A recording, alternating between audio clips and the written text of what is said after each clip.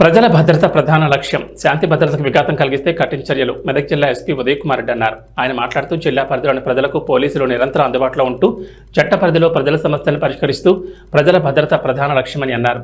జిల్లా పోలీస్ ప్రధాన కార్యాలయంలో ఏర్పాటు చేసిన క్విక్ రియాక్షన్ టీమ్స్ ఏర్పాటు చేశామన్నారు.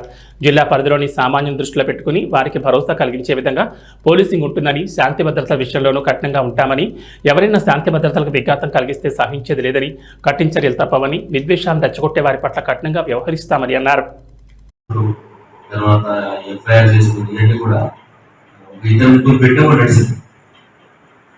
పోలీస్ బాధ్యత ఎక్కడ కూడా జిల్లాలో లాండ్ ఆర్డర్ ప్రాబ్లం చేయాలి.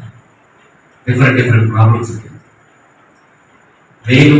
మెయిన్ 3 డ్యూటీస్ ఉంటాయి. ఒకటేమో ఫస్ట్ ప్రివెన్షన్ ఆఫ్ క్రైమ్. ఏం క్రైమ్ బాగా చూసుకోవాలి. క్రైమ్ అంటే దొంగతనాలు, లూటీ, తర్వాత ఒకరికొకరు దాడి చేసి ఇవన్నీ. రెండోది ఏంటంటే డిటెక్షన్ ఆఫ్ క్రైమ్, దాన్ని పట్టడం. మూడోది మెయింటైనింగ్ లాండ్ ఆర్డర్. మూడే చేయాలి.